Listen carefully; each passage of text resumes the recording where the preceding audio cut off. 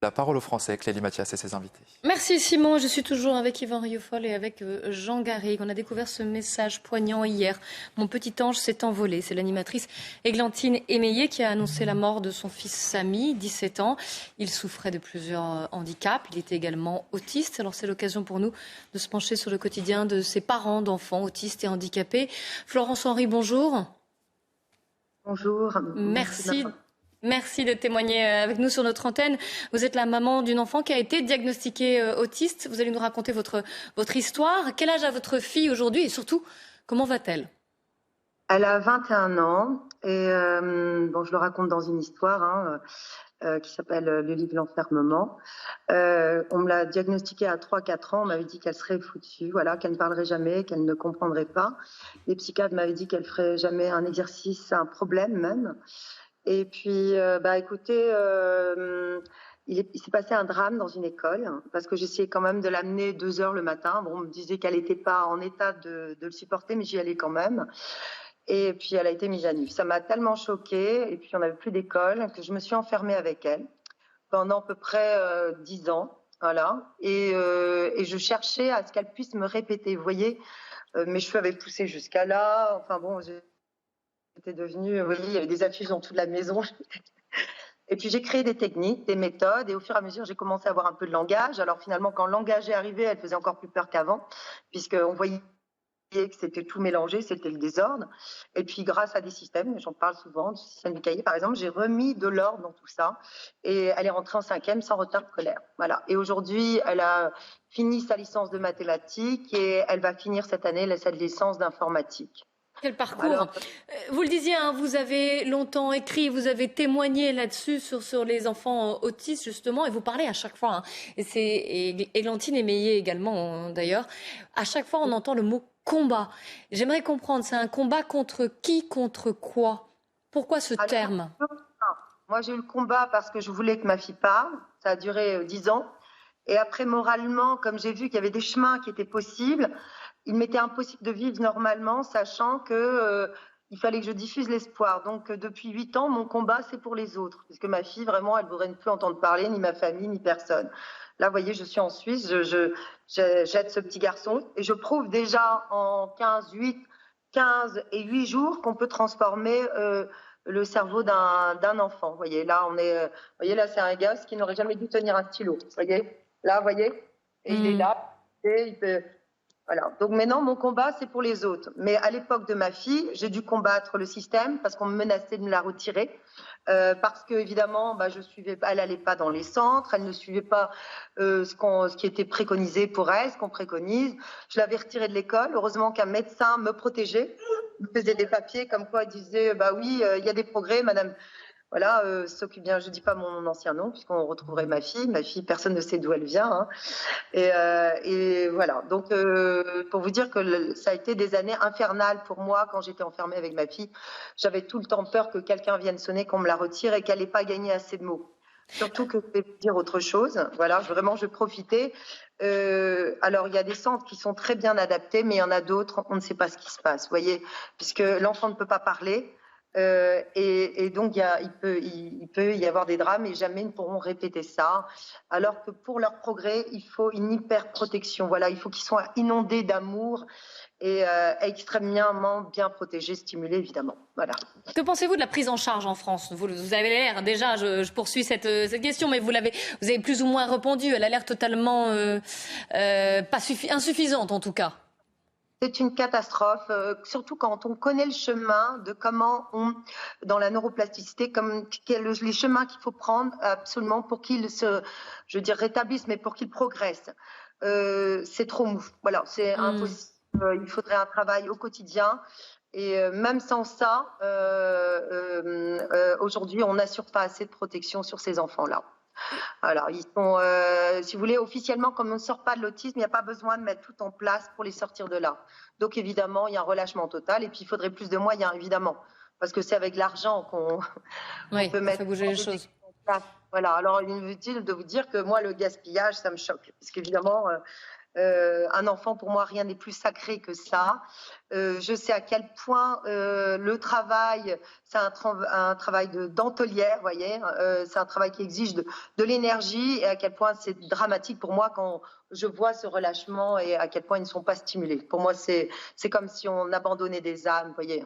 Vous voyez, ce petit garçon, quand j'étais allée le voir, j'avais dit, ce petit garçon a telle personnalité, parce qu'il n'y avait aucune méthode qui fonctionnait, parce qu'il avait trop de force en lui, vous voyez, parce qu'ils sont vraiment là, ils sont enfermés en eux-mêmes. Donc, plus on gagne des mots, plus ils reviennent, vous vous rendez compte? Plus on resserre, plus on crée des connexions, et plus on voit qu'ils sont. Voilà, c'est une aventure extraordinaire. L'ennui, c'est qu'on ne communique pas là-dessus. En général, on présente. Déjà, on présente des autistes qui parlent bien, qui sont des génies. Bon, moi, je vous dis même pas comme ça fait mal aux parents qui ont des enfants autistes qui peuvent même pas comprendre leur prénom, hein, parce que l'autisme, c'est maintenant on remplit l'autisme avec tout un tas de pathologies, mais l'autisme, celui dont on doit parler, c'est celui qui a atteint les facultés mentales. Ils n'ont pas de compréhension, ils sont même pas présents, vous voyez. Oui.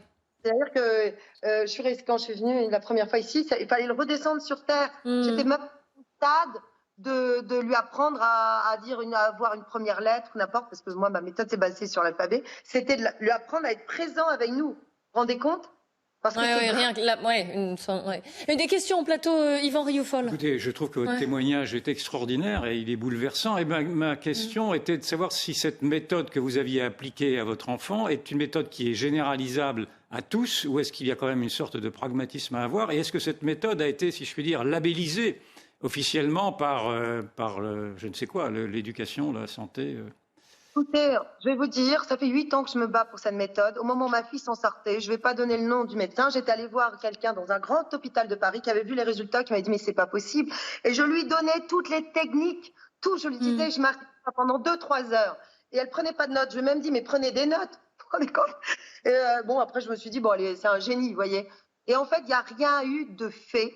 Je l'ai juste vu à la télé dire à la télé on ne sort pas de l'autisme, alors qu'elle avait vu qu'il y avait des techniques. Là, c'est le petit dont je m'occupe là. Il prendait. Il a bougé la caméra. Une question de Jean Garrigue. Moi, je partage aussi comme Yvan l'admiration pour le travail que fait cette dame. Mais j'ai l'impression qu'elle nous a dit qu'elle était en Suisse en ce moment, c'est ça? Parce que manifestement, enfin c'est connu, la façon dont le système français gère l'autisme, nous sommes très très en retard par rapport à des pays justement comme la Belgique et la Suisse. Alors est-ce que vous partagez ce constat ou est-ce qu'il faut le nuancer? Je vous vois un peu dubitative. Je vais me permettre. Déjà, j'avais vu un enfant de Belgique. J'avais vu déjà qu'il avait du mal à s'identifier. J'avais vu qu'il y avait des carences. Même là-bas, il y a des carences. En Suisse, cette famille, ils ont fait venir des gens de partout, même fait venir par avion et tout. Vous voyez? Mais mon petit système du cahier, j'arrête pas d'en parler. Il est exceptionnel. Si on l'assemble à des motivateurs et à un ensemble de techniques, on a des résultats exceptionnels. Bon, évidemment, il faut des heures. Vous voyez, ça sert à rien de mentir, de dire aux parents ça va être magique. Non, il faut déjà partir dans une idée de sacrifice, dans une idée de combat. Vous voyez? Et ça va être dur. Mais à partir du moment où on sait qu'on va avoir des résultats, bon là, il fait des grosses conneries. Voilà, bon, mais alors, attendez. C'est pas grave, c'est la vie. Voilà, mais encore, parce que lui, il aime pas quand je me déconnecte. Moi, vous voyez, voilà. Mais il est sage là, hein, parce que quand j'étais venue la première fois, il était même dangereux parce qu'il mordait les gens. C'était grave. Eh ben, on vous laisse repartir travailler avec lui, justement. On vous souhaite plein de belles choses. On est admiratifs tous en plateau par votre témoignage, la force que vous y mettez, aussi l'énergie, l'enthousiasme, bien sûr, et l'espoir derrière qu'il y a aussi, que vous donnez aux autres familles. Il faut absolument passer le message aux familles parce que si vous voulez, quand vous allez voir un médecin, il vous annonce ça, c'est fini. Ou même si vous dit pas ça, si vous voulez, ils n'ont pas cette connaissance, ils ne savent pas que, pourtant c'est juste de la logique, qu'en faisant un exercice une centaine de fois, même si on n'a pas de résultat, à un moment, il y a une autre mémoire qui se met en place et ça s'enregistre. Vous voyez? Il y a un moment, des exercices à côté qui sont différents, mais qui ont un petit lien avec cette chose que nous avons répétée 1000 fois. À un moment, ça crée la connexion. Voyez, mais une petite connexion avec une autre petite connexion, on arrive à des choses extraordinaires. Et c'est dommage qu'on ne diffuse pas assez ça. Et c'est ce que devraient dire les médecins. Ils devraient dire, bon, écoutez, vous allez faire tous les jours ça. Par exemple, c'est le simple rond du temps ou faire un trait, voyez, ou suivre une ligne. Et tout de suite, même si c'est qu'un quart d'heure, 20 minutes par jour. Mais je vous assure qu'étalé sur une année, mais tout de suite, on a des progrès. Sauf que ce qui existe, c'est des petites choses un peu molles. Bon, excusez-moi, on ne prend pas assez en compte ce travail au quotidien. On devrait mêler les familles au travail des intervenants. On aurait des résultats. On ne doit pas les laisser là où ils sont parce qu'il y a des cas qui s'en sortent.